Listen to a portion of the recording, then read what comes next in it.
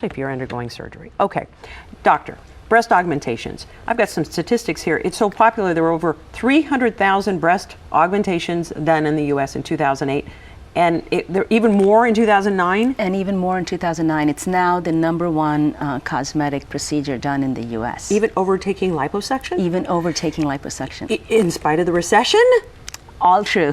Okay, well, what's the point? Do people just want to, I don't know, make themselves feel better? I mean, really, what's the drive? For the patients that I see here in the Bay Area, really, women, young, old, who just want to feel a little bit better about themselves and fit well in clothes, because clothes are designed for certain women who has a little more bust. Right. And so, a suit doesn't look good if you're completely flat-chested. So really, to make themselves more proportional, and actually looks nicer in clothes if you're completely flat-chested. Okay, well, you can't always go the route of Victoria's Secrets and the marvelous engineering that I see here in the Bay Area, really, women, young, old, who just want to feel a little bit better about themselves and fit well in clothes, because clothes are designed for certain women who has a little more bust. Right. And so, a suit doesn't look good if you're completely flat-chested. So really, to make themselves more proportional, and actually looks nicer in clothes if you're completely flat-chested. Okay, well, you can't always go the route of Victoria's Secrets and the marvelous engineering but that's all kind of the facade. So this actually is something that, all right, you brought some samples here. And I don't know if you can get a tight shot on this, but we have a small, medium, and large. We don't have the super size here. That you have to special order, I would imagine. Yes. But it seems that Americans' taste seem to be going a little higher. That the larger cup sizes. What drives that? I think that I think it has to do with social and media more than anything else. And some cultural, but I think it's what you see and read is what people are going But what for. do people usually ask for? Not only are these different sizes, but I guess they're different shapes? Yeah, so these are actually different profiles. And so the reason there are different profiles is really to customize and fit the woman's chest perfectly. Okay, so this, we've got the... So generally what happens is that, size B, for example, for a certain width, so it's really important for your doctor to take correct measurements of you to decide on what implant will fit the best, because you will end up having the best result with the best implant made for you. And so they're very important measurements, and one of the most important measurements is the width of the breast. So like all these 3 implants are of similar width. They're on 12 centimeters, but they have different volume and different fill. As you see, this would be maybe an A cup, B cup, and a C or D cup, depending on the size of the woman. Okay, and what about saline versus silicone? This was a very controversial issue years ago. So now, about the last 4 years, silicone is back in the market. The FDA did some extensive studies for 10 years during the 90s. And now it's been shown that it really does not cause any illness, like no cancer, no arthritis, and things like that. And so deemed safe enough to come back in the market. And so in my practice, I do, it's nearly a 50-50 split. I do about 50% silicone and still 50% saline. So what are some of the biggest complaints of silicone versus the saline these days? Really, with silicone, it does feel a little more natural and looks more natural, and that's a benefit of the silicone. It does have a slightly higher incidence of something called capsular contracture, or your body forming scar tissue around the implant. It's a slightly higher incidence than with saline. So that's like the cost-benefit ratio. But I've heard complaints about saline that they just don't feel natural. So what you get with saline is that it may feel a little less natural, especially if you're very small-breasted and you're going for a larger cup size. That's where the difference between saline and silicone becomes more evident. But if you are a B cup woman and you want to go to a C cup, saline and silicone. At the moment, these implants, these are called cohesive gel implants, are out. So this is more gel-like. So even if you did have a break in the implant, it's not a liquid, doesn't leak out, but can slowly ooze out. Whereas the gummy bear implant is a completely solid implant, kind of like what you think about when you think about a gummy bear. It's not available in the market for regular augmentation, but it is available in certain situations at the university if you're willing to get into a study protocol. So it's not available yet. So the benefit of the gummy bear is that obviously We've got some before and after pictures that are pretty stunning. But first, let me ask you this. How long have you been doing breast augmentation surgeries?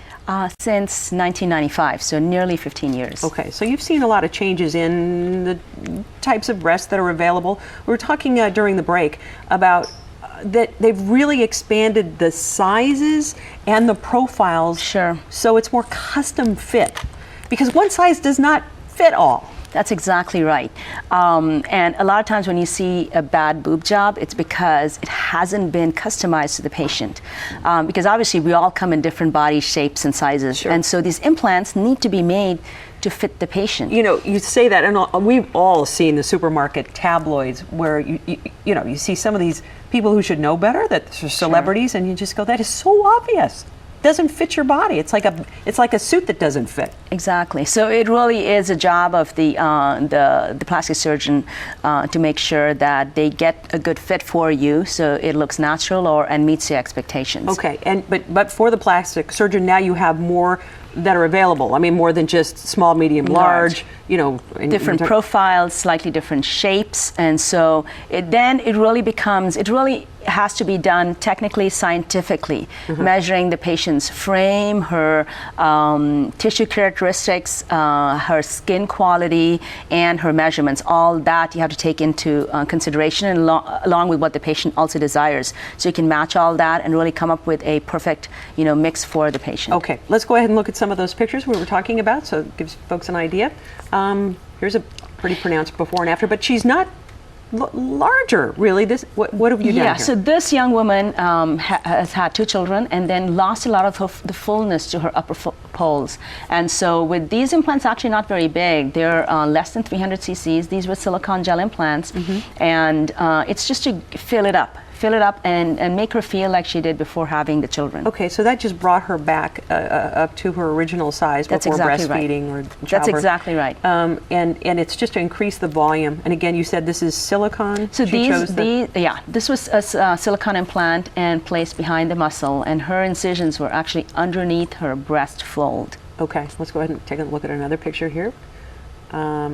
And so this woman had also had multiple children and completely her breast deflated, and she wanted the volume up, and she also has silicone. And in her we chose silicone because she is so slim, you can actually see her rib cage, and so in someone like this, a saline implant wouldn't really look right. She would have more side effects with the rippling and visibility, and so silicone gives her a more natural look. Okay, and I imagine she's having a lot of fun wearing some pretty flouncy outfits. Yes.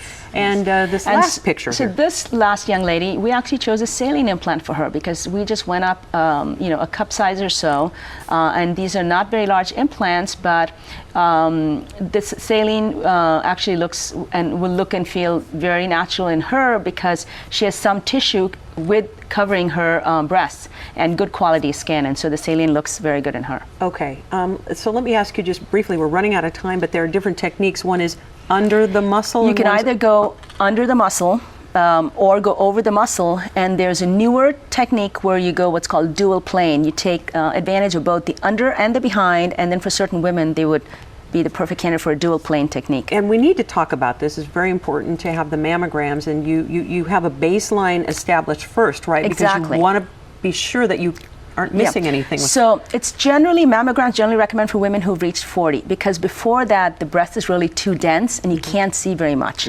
But if a woman after 40 comes in for a breast augmentation, the health of the patient. It has to be someone who's healthy, who has realistic expectations of the procedure. And lastly, you have to understand that the implants are not lifetime devices. That means in the future they will need to replace the implants. So someone who's willing to do that. Okay, and we did see some, those were mostly all mommy makeovers, so this is very popular with people who just, want to reclaim what they lost. Exactly. Okay. Doctor, thank you so very much. Unfortunately, we've run out of time. But for more information about Dr. Rajagopal, you can call her directly, 415-392-3333, or check her out on the web at sfcosmeticsurgery.com. Thank you so much for joining us. Have a great day, everybody. Thank you, Doctor. Oh, thank you.